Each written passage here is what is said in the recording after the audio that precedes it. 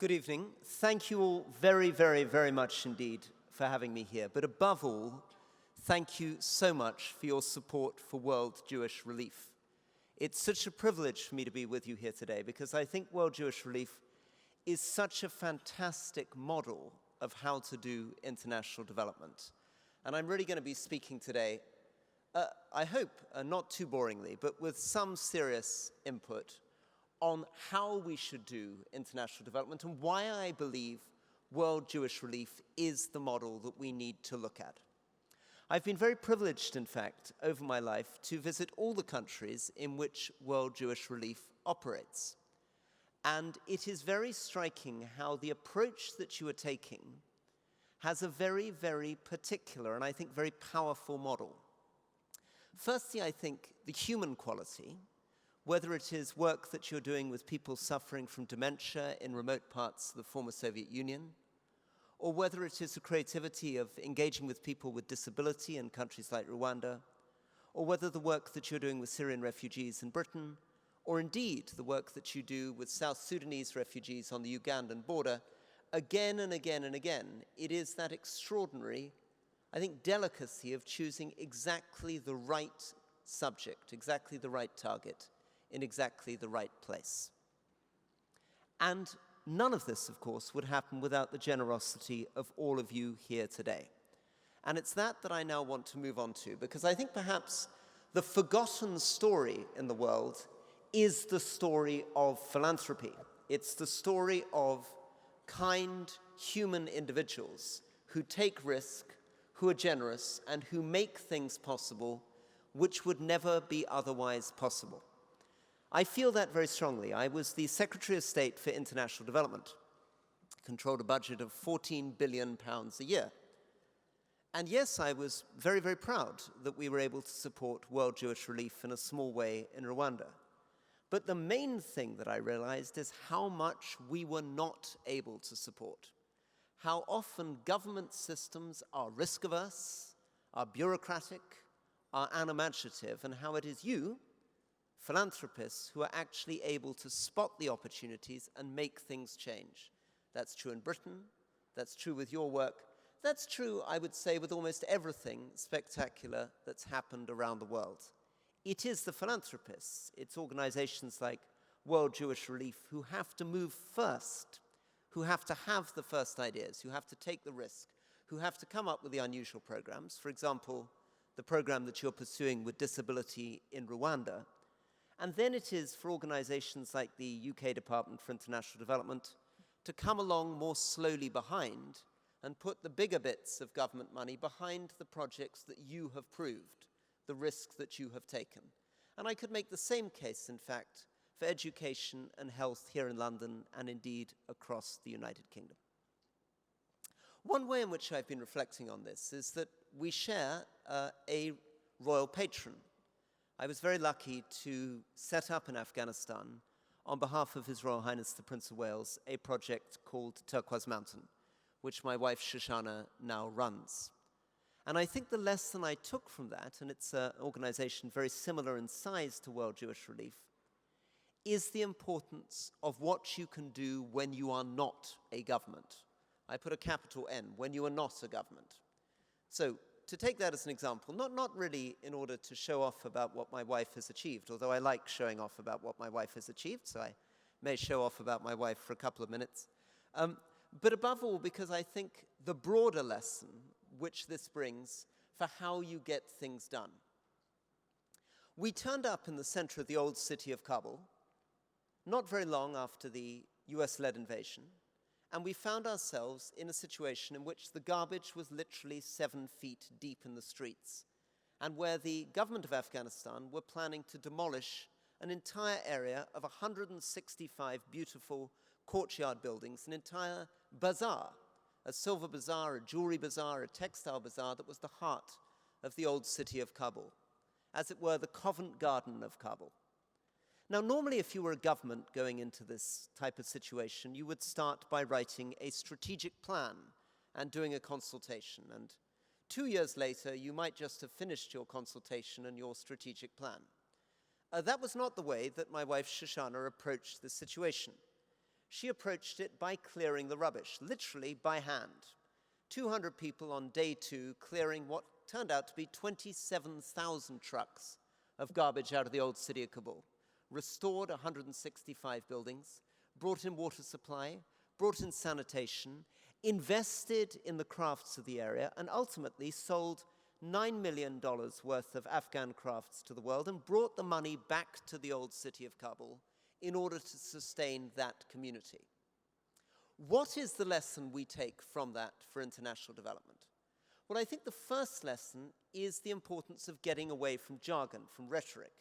At the time at which I first turned up in Kabul, there was a lot of jargon, a lot of rhetoric going around. I remember being in a room about this size, on a stage about this size, for some reason, and not with Rod Stewart, notwithstanding the lovely introduction from your vice chair, but in fact, for some bizarre reason, this was just after the fall of the Taliban, with Bianca Jagger. And along with Bianca Jagger was the president of Afghanistan, Hamid Karzai, the current president of Afghanistan, Ashraf Ghani, and one of these great statements you always get in these countries. And in this particular case, very solemnly, the current president stood up and said, "There is a consensus in Afghan society. Every Afghan is committed to a gender-sensitive, multi-ethnic, centralized state based on democracy, human rights, and the rule of law." Right, and I paused. I was literally unable to work out how to translate that into a single word that any of the people that I had stayed with in an Afghan village were ever going to understand. Right, these basic notions, in fact, were statements of exactly what you do not have. And this is one of the great tricks of governments. Doesn't matter whether you're in South Sudan or in Afghanistan, they seem to be making positive statements. They will say, we're going to eliminate corruption through transparent, predictable, and accountable financial processes. All they've said is what you do not have, right? It's not predictable, it's not accountable, it's not transparent, right? Ditto, when you refer to Afghanistan as a gender-sensitive, multi-ethnic, centralized state based on democracy, human rights, and rule of law, it's telling you what you do not have, right? Much better, and this is now where I'm going to loop back to the wonderful work that you do around the world, is not to begin with the grand jargon, but to begin on the ground with what you can do. So, I was asked to provide a serious strategic thought. Here is one serious strategic thought which I'd like to share with you. One of them is, as organizations, and indeed this might be true not just of organizations like World Jewish Relief, but of countries like the United Kingdom, here's one tip. In looking at the world, divide the countries of the world, I would argue, into 4 different categories. And here are the 4 categories that you might want to think about when thinking about doing philanthropic or charitable work around the world. The first is the giants, countries like China, India, Nigeria, Pakistan. I call them giants. Giants because their GDPs are so enormous that even if you were to spend, as the British Department for International Development does, £400 million a year in Nigeria or Pakistan, it barely touches the economy of the country. £400 million a year, for example, in Pakistan, is 1% of the annual budget of the Pakistan Armed Forces. Right? £400 million in Nigeria, which has a GDP of about £500 billion, is barely touching the surface of what you can do. Second category of country. Countries like South Sudan, countries which don't really have a government, don't really have a state, where the basic questions are not just how do you feed people, but how do you feed people without 10% of the food aid you send in being stolen at the border by government militia. Third category of country, what I would call flailing states, countries like Syria or Afghanistan, or in different ways, countries perhaps like Burundi, which are struggling to establish themselves. And then the final category, what I would call the sweet spot. And this is where you are operating. Countries like Uganda, countries like Rwanda, countries like the Philippines, right? Countries where you're not in a giant country, not in a country where a little bit of money makes almost no difference at all.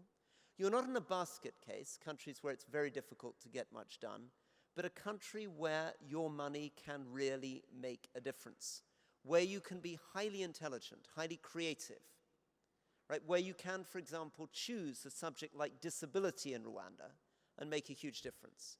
And where, if you're going to operate in a context like South Sudan, you focus on the humanitarian assistance, not fooling yourself, as governments often do, that you're going to be able to reshape the government, but instead think about how you can make a difference to everyday lives, provide the food, provide the support, perhaps, to South Sudanese refugees that I've seen, supported by organizations such as yours, on the Ugandan border, getting the basic education and the food on that border. That is, I think, a lesson, not just for operating internationally, it is a lesson for us here too in Britain. It's a lesson about the role of philanthropists, the role of communities, the understanding of a particular local context and how to make a difference that we can see all over our capital city. I noticed it on Saturday. I was on the way to take my 2-year-old and 5-year-old to bounce up and down on a trampoline in Wandsworth. And I passed a very, very beautiful building, very beautiful brick building in Fulham. And I looked it up on my phone, trying to work out what this thing was. And it was a ragged school set up in the 1830s by an amazingly imaginative philanthropist who built a building of unbelievably high quality to provide education to very poor children in London that were not receiving an education in the 1830s. Time has moved on. That beautiful building has now become a country club, right? But the man that set it up should not be ashamed. The beauty of his building remains, and the brilliance of that idea of going to some of the very poorest people in London is vindicated today in the education systems that we can still see. In the same way, the philanthropists who set up 350 years ago the Royal Hospital Chelsea should not be ashamed. That building still, looking after wounded veterans, that building of astonishing beauty, the beauty of the uniform, the integrity of the individuals, the honor continued through 350 years, should be something that makes a philanthropist proud today. Barnardo's, an organization set up by an eccentric man of Jewish heritage, coming from Ireland to London, about to go abroad, but stopping to see the poverty of London, again continues today an extraordinary nationwide charity. But what we forget is the risk, the danger, the philanthropists that lie behind this success story. Remember that today we remember these people as heroes.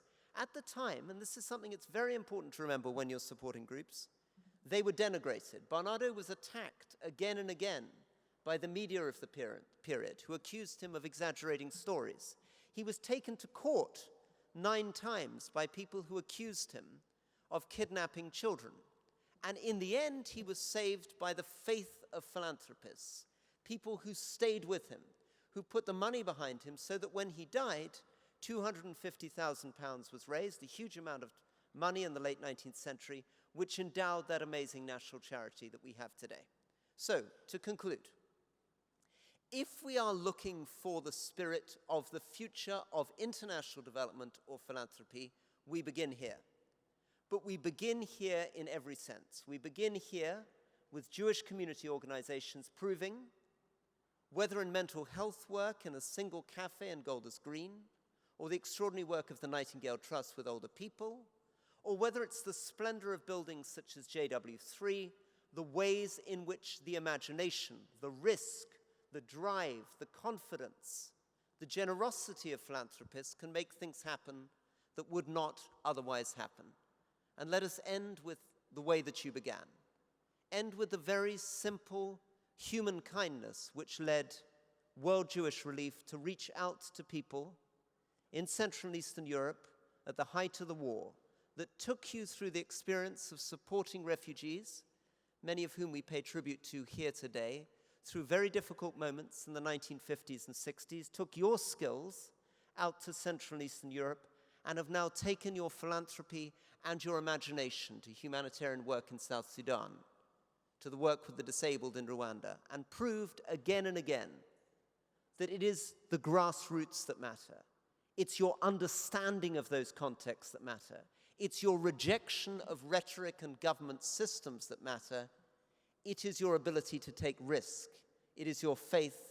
And above all, it is your philanthropy, the generosity of every single person in this room, that makes World Jewish Relief work in the past, that makes so many charities work in the present, that have created the foundations of all the institutions we venerate today, and which, with your support, will make World Jewish Relief continue to flourish into the future. Thank you very much indeed.